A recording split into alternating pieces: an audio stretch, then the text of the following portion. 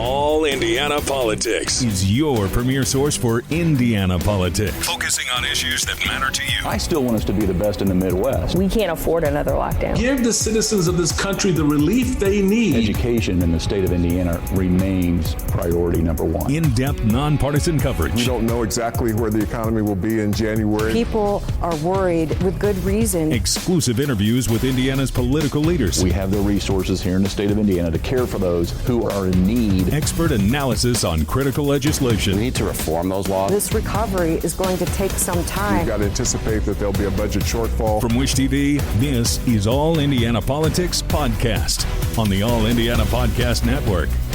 I'm Garrett Bergquist, government reporter for Wish TV and the producer of All Indiana Politics. Voters in Indiana's 6th Congressional District will pick a new member of Congress this fall. Congressman Greg Pence is not running for re-election. The 6th District runs from southern Indianapolis to the Ohio state line. 3 people are running to succeed Pence, and you might recognize their names. Republican Jefferson Shreve ran unsuccessfully for mayor of Indianapolis last year. Democrat Cinde Wirth ran against Pence 2 years ago, and Libertarian James Sceniak ran for the Senate in 2022. I sat down with Shreve to discuss his reasons for running. And joining us today is Jefferson Shreve. Jefferson, welcome back to the show. Thank you, Garrett.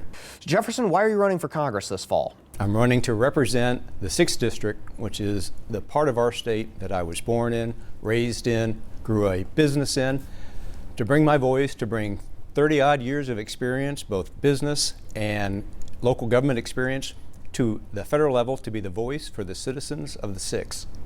So the economy is playing a pretty big role in this election, especially inflation and the price of housing. What are your plans to address those two issues? Inflation is a problem, and it arises from the government spending that we have just run wild with over the last many years. Our deficit is up to $35 trillion. And everyone's looking from a global capital market standpoint. We've got to focus on our fiscal security, and you'll see me lean into that heavily with teammates as a working member of the delegation in Congress. Focus on the fiscal, and in turn, this will take some time, in turn, we'll begin to move inflation back into check. Housing is part and parcel with that. You can't have workforce development. You can't keep people in communities or grow communities without housing, but we've got to do those things to keep housing affordable. As you noted, the national debt is now at $35 trillion and still climbing. How specifically do you plan to bring that down? You can't lop off great big pieces of our federal government. The fat is marbled in the system, but we've got to take on our constitutional congressional responsibility of putting forward a thoughtful, cogent budget for the United States of America. What we've been doing is working from continuing resolution to continuing resolution. It's going to take work because the fat, as I said, has been marbled in the system, and a lot of it arose from our response to COVID some years ago. But this is a trend line that we just have to turn around if we are going to remain the global leader on the economic stage. What's your plan for the southern border? We got to secure it. What does that mean? Well, it's got to be physically completed. We need a physical barrier that will run across the southern border, and we've got to complete that job. And then we need to fix our broken immigration system. We've got to have a cogent pathway to legal, lawful immigration. I'm not in favor of locking everyone out. Our economy is vibrant in part because we have access to labor markets, but there have to be pathways to lawful immigration. And the system that we have today is so broken. People come across the border and they filter into the system, awaiting the process for another year and a half, and at that point, they're lost in the system. What fixes specifically would you want to make to the legal immigration system? We have to turn back those that come across our border illegally. We can't let them take asylum for the next year and a half, awaiting a hearing before there's some possible extradition, which rarely happens. We've got to turn them back. We're recording this interview barely a week after the nation's latest mass shooting, this time at a high school in Georgia. How should Congress address this issue? Other developed countries don't have the same level of mass shootings or firearm homicides generally that we do. Well, this is something I've thought a lot about. We have guns in the hands of too many young people. 14, 15, 16-year-old kids shouldn't have guns.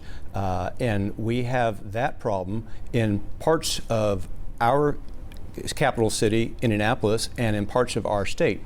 But I'm not in favor of taking lawful access to firearms away from the citizens of our country. Let's turn to foreign policy. Should the United States continue military aid to Ukraine? It's important that Ukraine win this war. We are in this, and it's important that we be helpful. But the United States can't write a blank check to the Ukrainian government, and other nations need to help us. So what about U.S. aid specifically? The U.S. is invested in this outcome. It's important that the Ukraine turn back the Russians. And so I'm in favor of supporting them toward this conclusion. What about aid to Israel? It's just important that we continue to support our biggest ally in the region. We remember vividly the events of October 7th. We need to be helpful with the return of the hostages that remain over there. We want the Israelis and the Hamas to settle this, but the Israelis are our ally, and I'll continue to favor support for them. You served on the Indianapolis City County Council for a few years. You ran as mayor. You ran for mayor last year. How would you use that experience in Washington, working on federal policy? Well, it gave me experience in working across the aisle. I served with a Democrat and a Republican administration while in council, and I served with a Democrat majority in both instances. And the ability to pull hearts and minds across the aisle to move legislation down the field is experience that I'll bring with me in what is very likely to be a closely divided government in the 119th Congress. We talked a lot about national level policy issues so far. What are some things that are specific to this congressional district that you would like to address in Congress? Energy issues loom large as I move around the 11 counties that make up the district, and transportation. This district literally is at the crossroads of America. It's important that the representative for the 6th district be focused on the hard infrastructure that makes up the district, that in part empowers our distribution-based economy. Continued access to affordable energy is important for this district and for this state. We are a manufacturing powerhouse, but that consumes a lot of kilowatts. And our energy costs have increased to a level that are increasingly going to make Indiana not competitive with those other states that we're going to jostle with for leadership. So energy and transportation will be my focus. What are some things specifically you want to do in those two areas? Well, we obviously need to continue to invest in clean energy and to do that investment at the national level. But while doing that and being mindful that alternatives account for less than 10% of our supply, we've got to be able to leverage the natural resources that we enjoy in Indiana toward power generation. And so I will be in favor of those efforts to ensure that we have sovereignty from the standpoint of our domestic energy production while keeping the cost of energy in Indiana affordable and competitive as we work to draw in more investors into our state. What's your plan for dealing with the drug abuse crisis, especially fentanyl? Well, that's a function of the border security that we talked about a few minutes ago. It just is flowing across the southern border. Most of that production is not from Latin America, but it's coming from countries in Asia, China specifically. But our border is so porous as to traffic that fentanyl right up I-69 into Indiana and to so many other states. Again, we've got to secure our southern border, and part and parcel with that, develop a cogent immigration policy, and with that, turn back those illegals that are pouring across the border that shouldn't be here. What should we do about the people who are already here unlawfully? We've got to turn some of those folks back that just have no standing in this country. We cannot afford to pull them into our education and healthcare systems if they haven't worked through the process in the lawful fashion that our Constitution and our laws have defined. It's not fair to all of those that have lawfully worked hard for citizenship or for legal immigration to work in this country. What about recipients of deferred action for childhood arrivals? A lot of those DACA recipients are entering adulthood and entering the workforce now. Yeah, well, there are shades of gray, Garrett, on this.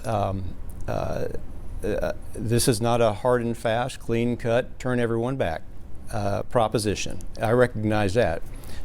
And we still want people to have access to the American dream, but we want them to have that lawfully and predictably.